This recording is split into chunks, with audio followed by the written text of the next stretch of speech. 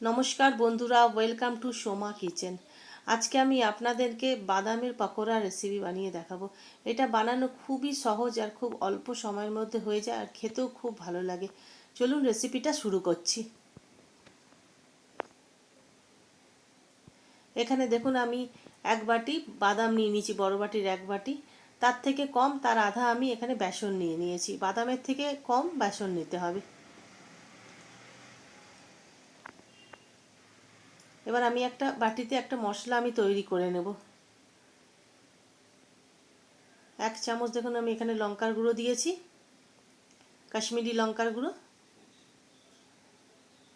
1 চামচ নুন দিয়েছি, কালা নমক।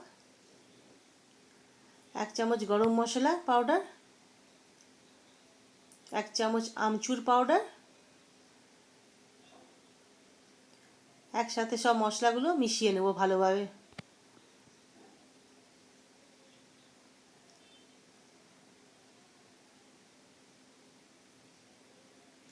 মিশিয়ে এটা আলাদা করে আমি এখন রেখে দেবো। এটা আমার পরে দরকার পড়বে। এটা একটা বড় একটা বোল আমি নিয়ে নিয়েছি। এর মধ্যে বেসনটা ঢেলে দেব। বেসনের মধ্যে আমি কিছু মশলা মিলিয়ে নেব। 1 চামচ হলুদ গুঁড়ো দিয়ে দিলাম। 1 চামচ রেড চিলি পাউডার দিয়ে দিলাম। 1 চামচ ধনে গুঁড়ো দিয়ে দিলাম।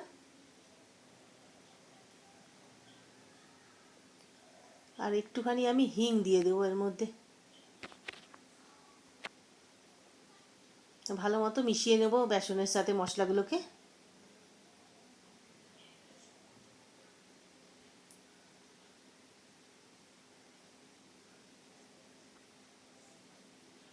এবার এর মধ্যে জল দিয়ে আমি একটা থিক টাইপের ব্যাটার বানিয়ে নেব, খুব বেশি পাতলা হবে না।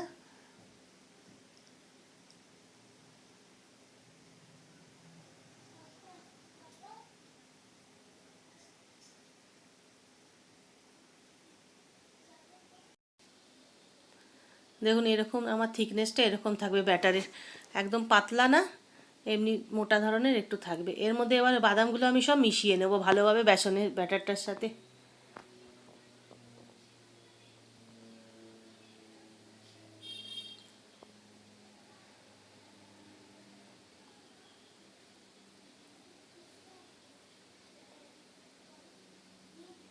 ভালো মতো মিশিয়ে নিচ্ছি। এর মধ্যে আমি একটুখানি 2 চামচের মতো লেবুর রসটা মিশিয়ে নিচ্ছি। এবার গ্যাসে আমি কড়াইটা বসিয়ে দিয়েছি। এর মধ্যে আমি তেল দিয়ে দিচ্ছি, রিফাইন অয়েল।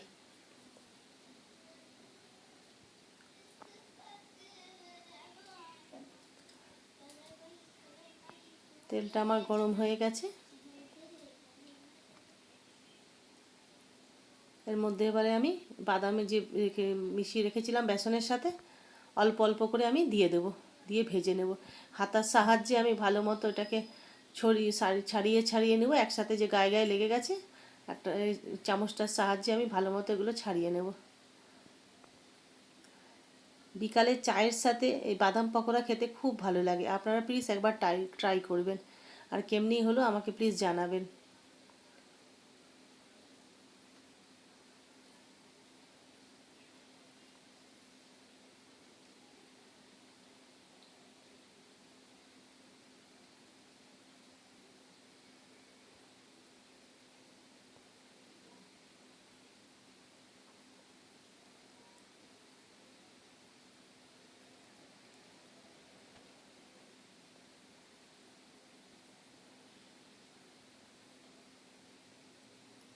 ফ্লেমটা আমি মিডিয়াম রেখেছি।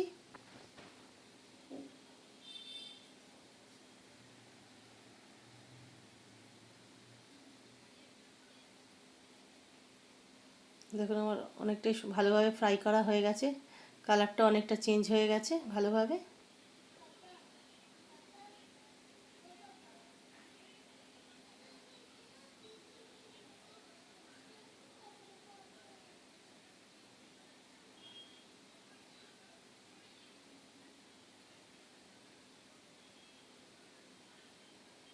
দেখুন হালকা গোল্ডেন ব্রাউন কালারের হয়ে গেছে।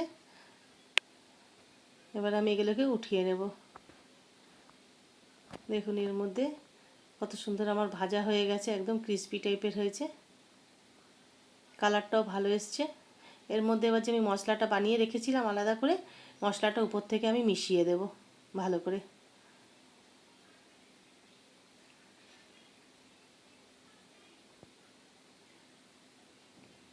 মশলাটাকে ভালো করে মিশিয়ে নিতে হবে।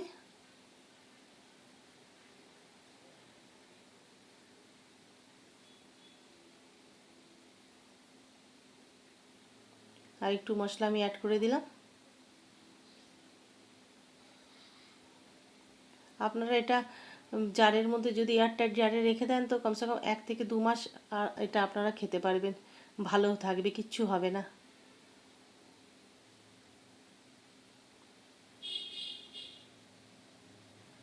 আপনাদের যদি এই রেসিপিটা ভালো লেগে থাকে তাহলে আপনারা লাইক করবেন, শেয়ার করবেন, সাবস্ক্রাইব করবেন। ধন্যবাদ।